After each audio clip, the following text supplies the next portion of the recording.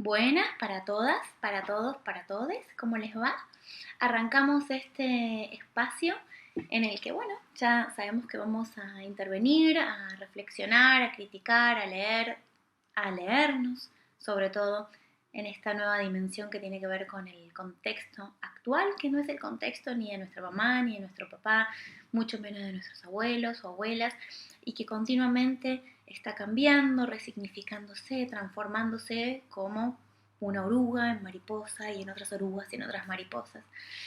Y en este día vengo a trabajar algunos de los conceptos que ustedes ya tenían presentes en el texto de Tarducci y Celarayán y me parecen centrales para poder avanzar desde ahí hacia otros conceptos que nos abren todavía un poco más el, el abanico de lo pensable. ¿Se acuerdan, digo, por dónde habíamos estado hablando la única y última vez que nos vimos? Habíamos estado trabajando un poco aquellas preguntas que nos conducían a una forma de mirar nueva, los vínculos, el mundo de la cultura, lo social, el espacio de lo político, que significaba para todos y para todos un cambio de rotación en ese eje, en ese ángulo de mirada, que era la perspectiva de género. Bueno, yo quiero arrancar con una idea que proponen los autores, les autores en el texto. Ellos y ellas dicen ahí, no hay nada de lo femenino y de lo masculino que sea natural. Esta afirmación me parece muy importante. No hay nada en estas dos dimensiones, no hay nada en lo masculino y lo femenino que sea inherente a la condición biológica. Todo esto, la masculinidad y la feminidad, el habitar lo femenino y lo masculino, son condiciones culturales, se construyen y eso quiere decir que están sujetas a un contrato temporal, porque si cambiamos de momento histórico o cambiamos de contexto, y mucho más si cambiamos de cultura, cambian las formas en que estos términos se piensan y se llevan a cabo. Ahora, poder pensar que lo femenino y lo masculino no vienen anclados a la genitalidad necesitó de un contexto cultural muy distinto, muy combativo también. Necesitó de una rebelión del pensamiento muy grande y sobre todo del cambio de perspectiva que esa rebelión de pensamiento trajo aparejada. Y entonces aparece ahí la perspectiva de género. Y se acuerdan que decíamos, bueno, la perspectiva de género implica un cambio, una rotación en el eje de mirar estos vínculos, pero ¿qué implica la perspectiva de género, ¿no? En relación a lo que plantean acá los autores? Y por un lado implica romper con esa idea instalada, entonces como decíamos que lo masculino y lo femenino son atributos naturales que se desprenden de la genitalidad. Pero por otro lado implica reconocer que una cosa es la diferencia sexual y otra cosa son las ideas, atributos, sensaciones, formas de habitar, valores, actitudes, prescripciones y mandatos que están culturalmente adjudicados a la aportación de genitales. En ese caso estamos en otro terreno, que no es el del sexo, sino es el del género. ¿Sí? Entonces, a ver, vamos a pasar en limpio esto. El sexo tiene que ver con la aportación de genitales. El sexo es únicamente un dato biológico, vinculado al equipo genital que traigo entre las piernas. ¿Sí? Entonces, el sexo va a definir dentro de la especie humana a la hembra, va a definir a la hembra si tengo vagina, va a definir al macho si tengo pene, o va a definir a un hombre o una mujer, y ya vamos a ver de qué manera, que tienen características genéticas que son tanto de hombre como de mujer, masculinas o femeninas. Algo que antiguamente se llamaba hermafrodita, ¿sí? Porque nace con un poquito de los dos mundos, o no un poquito, el total de los dos mundos a veces, y que actualmente se lo denomina intersexual. Y uno cree, bueno, debe ser uno cada 3 millones de personas, no, uno de cada 2000 nacimientos, una persona de cada 2000 que nacen tiene componentes genéticos sexuales de hombres y de mujeres. Ahora, ¿qué hace la cultura con una persona que trae estas características genéticas? Es algo que vamos a ver más adelante, porque en general lo que se hizo hasta hace muy poco era un doble camino: o se mutilaba una de las dos genitalidades, ¿no? Se le decía a la madre o al padre, bueno, mire, tenemos acá un pene y una vagina, el pene es un poquito más grande que la vagina, ¿qué hacemos? Lo cosemos. Tenemos un pene un poquito más grande que la vagina, ¿qué hacemos? Entonces, bueno, lo dejamos, ¿no? O viceversa, lo cortamos, lo sacamos, lo mutilamos. Lo que, sí, el plan B, digamos, si no era la mutilación, era la hormonización. Entonces, con tratamientos hormonales, lo que se buscaba era silenciar, opacar, adormecer, hasta la destrucción prácticamente, a una de las dos genitalidades que, que esa persona de nacimiento traía consigo y que le abría la posibilidad a un mundo enorme, ¿no? Y que hubo ahí una cultura oportunista para decir: hasta acá llegaste, tenés que elegir esto o esto otro, A o B, algo que ya nos debería empezar a sonar como binarismo. ¿Para qué lado? ¡Ping! ¿No? Pero lo vamos a ver más adelante. Muy bien, entonces decíamos, bueno, si el sexo es un dato biológico, tiene que ver con el equipo biológico, el equipo genital, acá hay que hacer un primer parate. ¿Y saben por qué?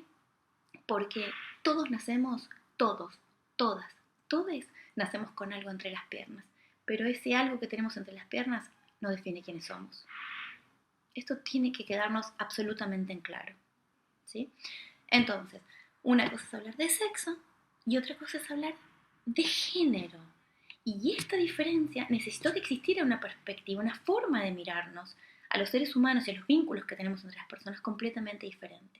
Porque una cosa es lo que tengo entre las piernas y otra cosa es cómo yo siento mi cuerpo, mis vínculos, mis ganas de hacer, hacia dónde pongo mi fuerza, dónde encuentro lo hedónico, el placer, qué formas de intimidad me resultan más apropiadas, cómo exploro el mundo sintiendo qué cosa. Y esto no tiene que ver con lo que tengo entre las piernas. En todo caso, y para muchas personas, eso que tengo entre las piernas es un ancla, es un lastre que yo arrastro.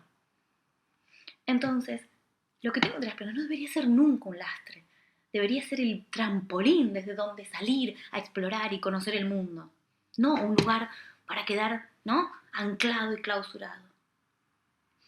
Necesitamos un lugar desde donde ponernos a pensar estas cosas. Y esto es la perspectiva de género. Entonces, una de las cuestiones que también es importante entender, además de la diferencia entre sexo y género que trabajan los autores, es que a medida que nosotros vamos creciendo, desde el momento en que nacemos y hasta el momento en que dejamos de vivir, todo el tiempo nos construimos y nos reconocemos como seres sexuados, ¿sí? Entonces, como sujetos de una sexualidad, porque esta sexualidad es parte, además, de nuestra vida cotidiana desde que somos bebés, ¿sí?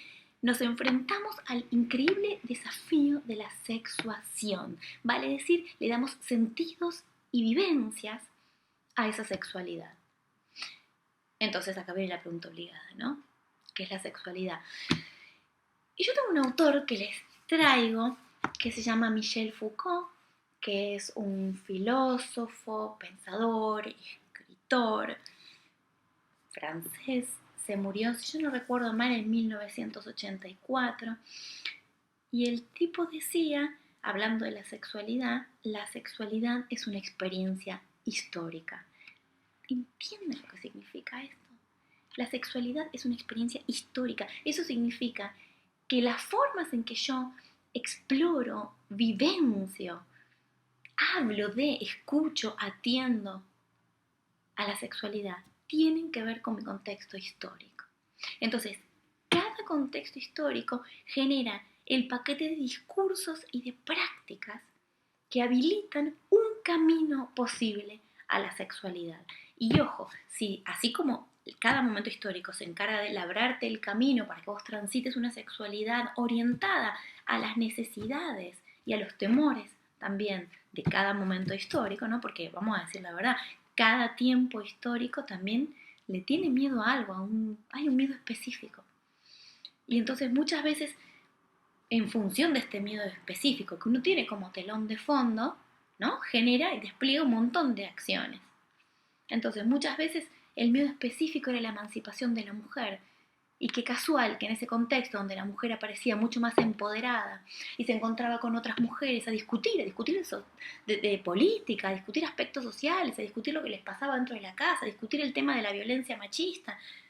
Y entonces se las tildaba de brujas y se hablaba de aquelarre y se las quemaba vivas, ¿no? Digo, qué casual. Entonces, frente a cierto miedo específico, se despliegan discursos y prácticas que también tiñen, y mucho, a la forma en que uno explora y expresa su sexualidad. Entonces, Foucault va a decir, la sexualidad es una experiencia histórica. Y además de eso, y esto es muy importante, la sexualidad es un campo de acción política atravesada por el poder. Tenemos que entender muy bien lo que significa esto. Entonces, la sexualidad es un campo de acción política atravesada por relaciones de poder. ¿Qué generan o qué propician estas relaciones de poder? Bueno, en cada momento histórico, cada cultura, de tiempo en tiempo, determina, por ejemplo, lo que es normal y lo que se considera patológico, lo que está dentro de la norma, ¿no? La doc del orden instituido, y lo que queda en los márgenes o lo que atraviesa incluso los márgenes, lo promovido o lo censurable, lo que es bueno y lo que es mala, las prácticas legítimas y las estigmatizadas, las identidades hegemónicas, dominantes, predominantes y las cloacalizadas, las que para una sociedad o la volvemos invisible y las neutralizamos o las desaparecemos, porque son absolutamente inconvenientes. También las clasificaciones, las etiquetas con que nos rotulan a las personas. Esto cambia de época en época y tiene que ver con la cultura, claro. El ejercicio de nuestras libertades, el ejercicio de nuestros derechos. Señoritas, nuestros cuerpos, hasta que no tengamos una ley de aborto seguro, legal, no nos pertenece. Le pertenece al Estado, le pertenece a otra persona. En la medida en que uno no puede elegir qué hacer con su cuerpo, no somos libres. Le pertenece a otro. Creo que es, no sé si en Putita Golosa o en la teoría King Kong, es en la teoría King Kong, Despentes, que es su autora, dice, el cuerpo de las mujeres les pertenece a los hombres. El cuerpo de las mujeres es el lugar donde los hombres depositan y descargan todo el estrés y la violencia, ¿no? El estar cargados, es un lugar de descarga, es un gran inodoro en muchas circunstancias. Ahora bien, no se relajen, porque el cuerpo de los hombres, dice ella, le pertenece al Estado, que después los agarra de las pestañas y los manda a una guerra o los manda a laburar en una fábrica absolutamente precarizados y descuidados de la función estatal. Entonces, volvemos. En cada contexto histórico, la sexualidad está atravesada por estas relaciones de poder. Acá se los quiero traducir convocando a una autora que se llama Kate Millett, una gran feminista que tuvo un papel protagónico muy grande en los años 70, y vamos a usarla para traducir un poquito a Foucault. Kate Millett dice, porque nosotros estamos dentro de la afirmación de que la sexualidad es un campo de acción política atravesada por relaciones de poder, atravesado por el poder, ¿no? Entonces tenemos que definir ya lo que es la política. Y uno es del sentido común, o sea, podemos agarrar política, el concepto de política lo podemos agarrar donde queramos, pero yo voy a usar a Kate Millett para trabajar su concepto de política, una definición muy rápida de política, y ella decía, la política es el conjunto de relaciones y de compromisos que están estructurados de acuerdo con el poder, y esto genera entonces un grupo que va a quedar bajo el control de otro grupo, ¿no? Entonces, como desplegamos en virtud de relaciones y compromisos, relaciones de poder, siempre hay un grupo de dominantes y un grupo de dominados, un grupo hegemónico y un grupo subordinado, ¿sí? Entonces, la sexualidad no escapa a estas esta dimensión de lucha por el poder. Todo lo contrario, porque la sexualidad es el espacio central de afirmación del orden instituido. Es el espacio cultural, o sea, es el espacio central donde la cultura legitima y reproduce las relaciones de poder. Y no nos olvidemos que nosotros y nosotras no estamos en cualquier cultura, estamos en una cultura patriarcal. Este es el siguiente paso que vamos a ver, ¿no? Estamos en una cultura patriarcal. ¿Qué significa el patriarcado? ¿Qué es el patriarcado? Bueno, el patriarcado, van a decir Tarducci y Celarayán, es el orden social en el que la desigualdad social se establece a partir de la diferencia sexual. A ver, vamos a dar la vuelta, que quizás se queda un poquito más claro. Es el orden social que se legitima cuando, a partir de una diferencia sexual, se justifican las desigualdades sociales. Entonces, yo te veo diferente y uso esa diferencia en tu contra. O me veo diferente y te veo diferente y uso esas diferencias a mi favor. Entonces, el patriarcado es un orden social en el que los hombres dominan de muchas maneras, de manera económica, de manera social, de manera política, a las mujeres. Digo, en diferentes ámbitos, también, dentro de la casa, en el laburo, en la academia, en la calle, en el aparato jurídico legal.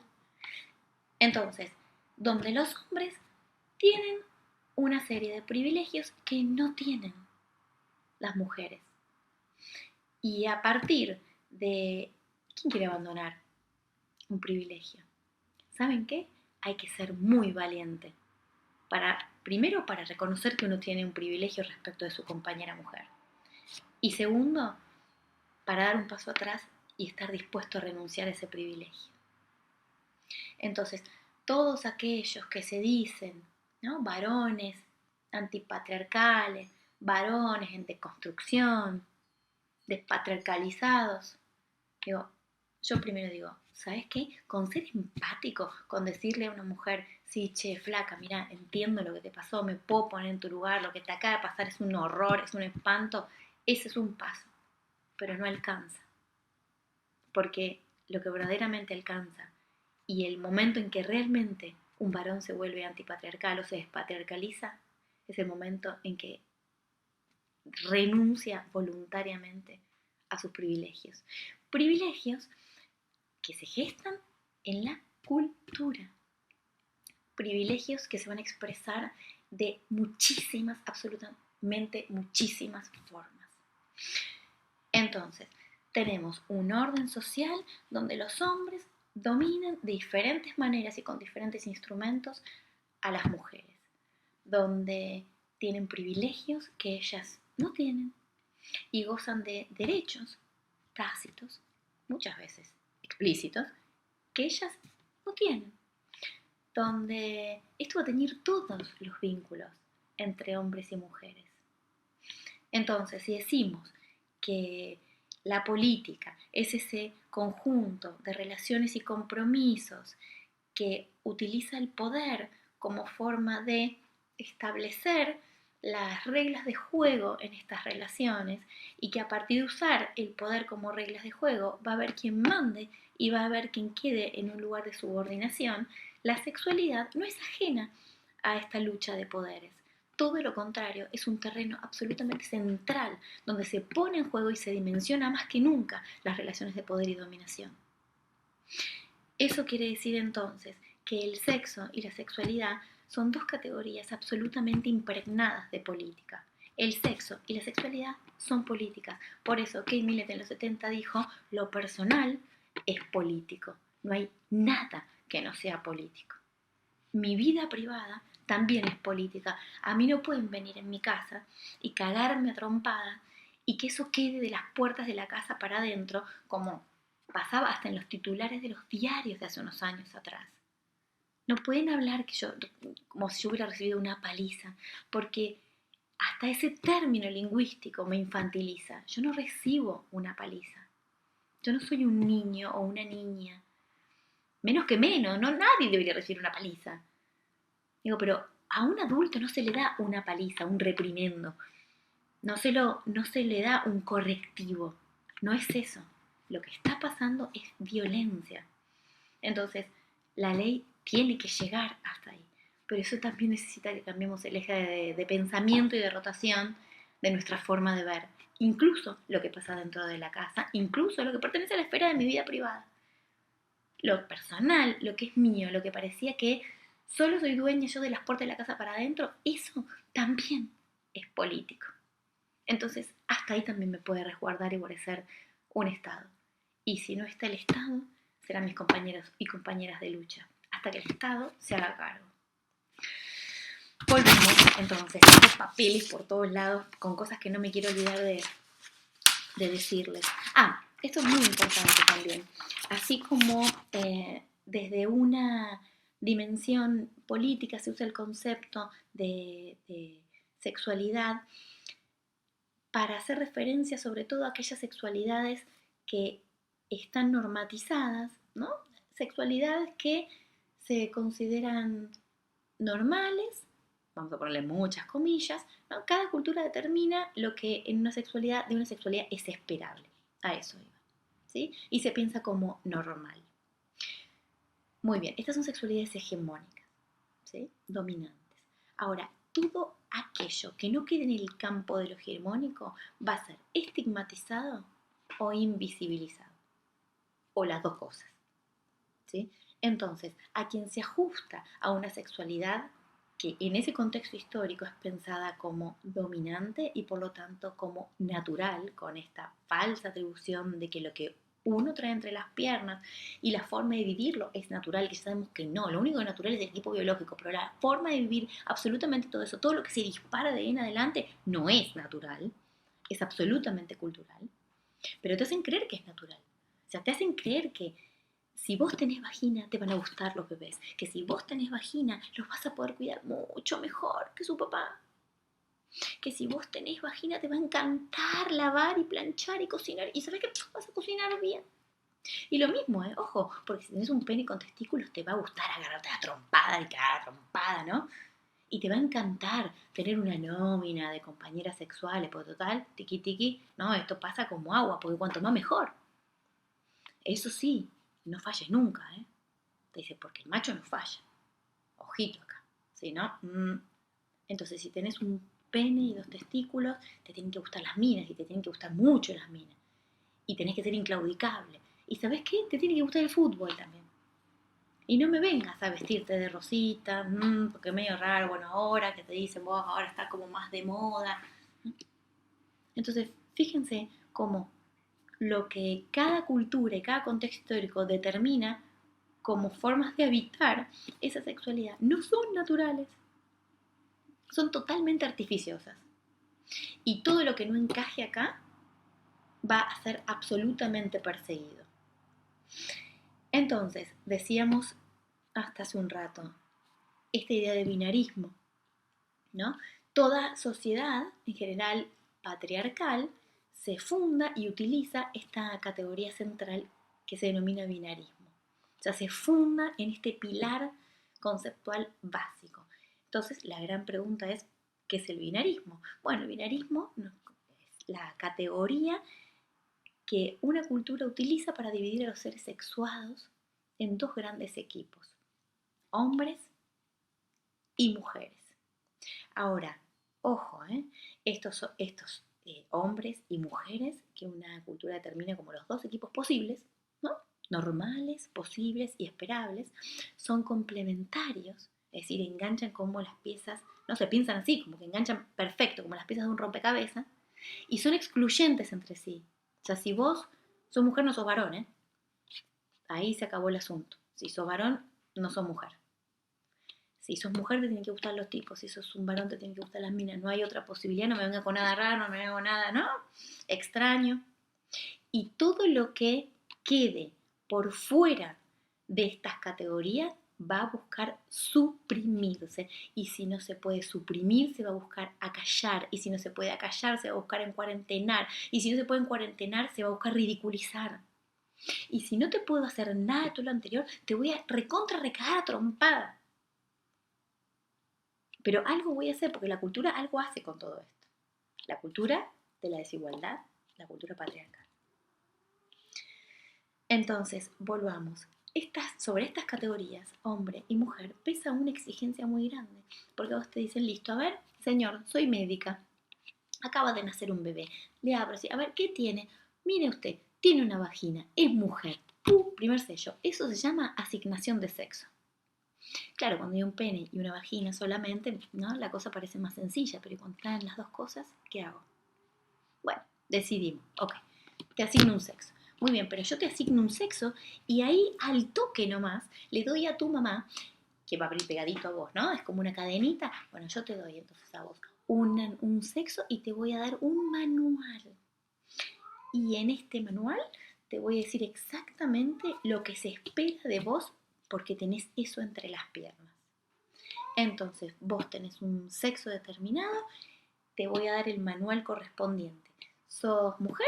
Bueno, te vas a vestir de rosa, no vas a comportarte como un marimacho, nada de andar jugando a la pelota, habla bien y sentate con las piernas cerradas, no te tienen que gustar los juegos bruscos, te tienen que encantar las princesas, te tienen que encantar los cuentos de amor, te tienen que encantar los bebés, tenés que limpiar bien, tenés que cocinar todavía mejor, te tienen que gustar los tipos, nunca tenés que empezar un encuentro sexual vos, ¿no? Porque puede ser mal visto, pero cuando se cierra la puerta de la alcoba tenés que ser como una bomba sexual, porque si no, también puede ser extrañamente visto, pero tampoco se puede contar, o sea que no puedes andar, pero al mismo tiempo tenés que ser un poco celosa y tienes que ser un poquito buscona, pero si sos demasiado buscona sos una puta, entonces empezar a regularte.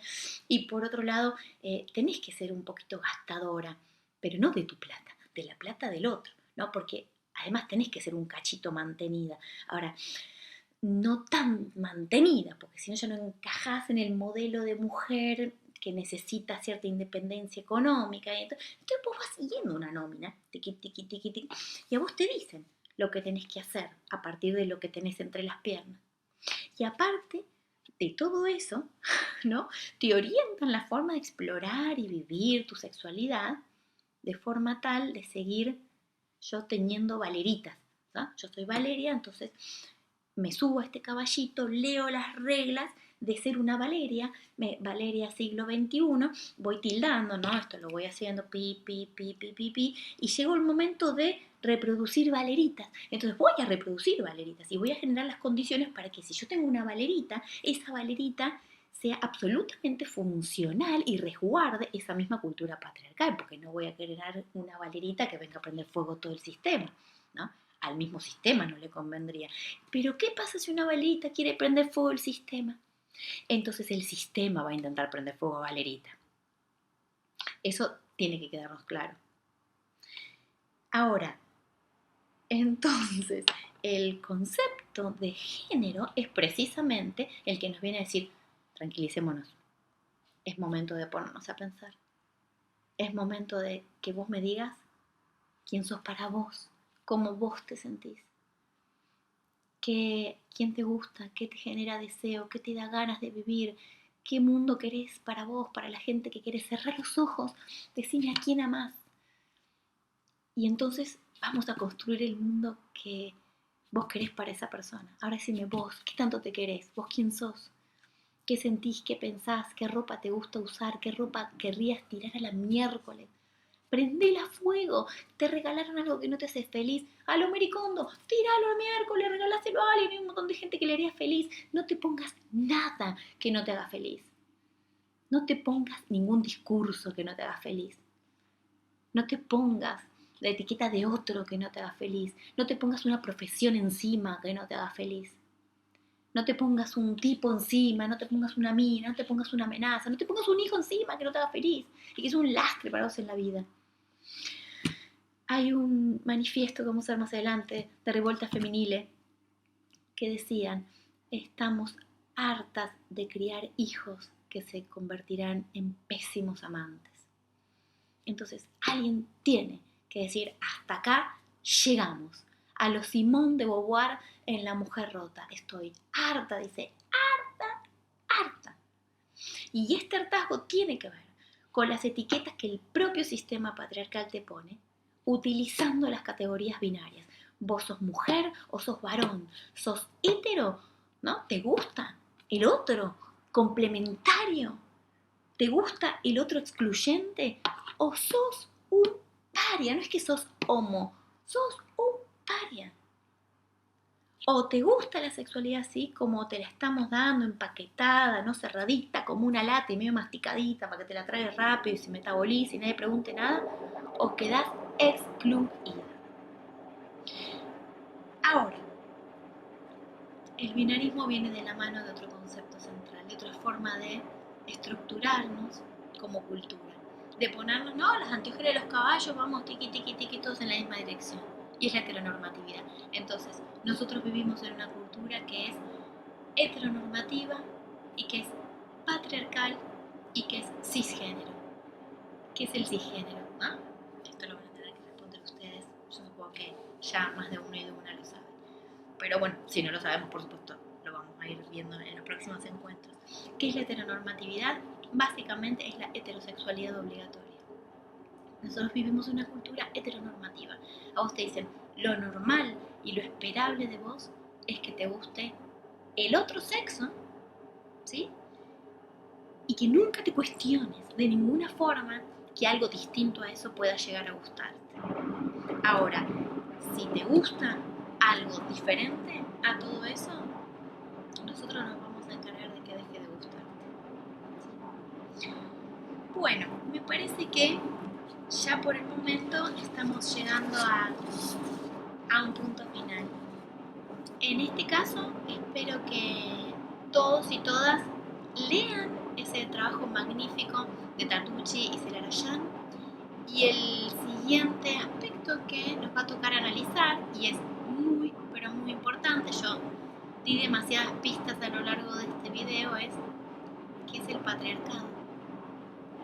Es otro gran punto de partida para pensarnos y pensar qué es el patriarcado, cuáles son, aunque sea así, las que uno puede determinar, ¿no? Las identidades de género más importantes. Porque si decíamos que el género tiene que ver con la forma de que yo me pienso, me siento y me proyecto a mí misma, entonces la identidad de género tiene que ver con la manera en que yo encuadro todas mis vivencias dentro de este género. Bueno, ¿a qué identidad de género uno lo hace sentir más confortable? Y hacia dónde orienta el deseo, que es una categoría distinta a todo lo que hemos visto. Entonces, eso es lo que vamos a ver en los próximos encuentros y sobre todo les voy a dejar ahí una o dos preguntas pendientes. Bueno, una ya la dije, ¿qué es el patriarcado? Dos, ¿qué es el machismo? ¿Qué son los micromachismos? ¿Y por qué muchos colectivos feministas hablan de muerte al macho? ¿Qué significa eso? En lo simbólico, ¿no? Imagino que nadie estará pensando que acá se sale con una tijera a podar a cortar testículos. ¿Qué implica, qué significa la muerte del macho? Bueno, un placer haber estado con todas y todos ustedes, todes. Y nos vemos en nuestro próximo encuentro, que espero sea personalmente dentro de muy prontito. Les mando un gran besote y nos vemos en la próxima.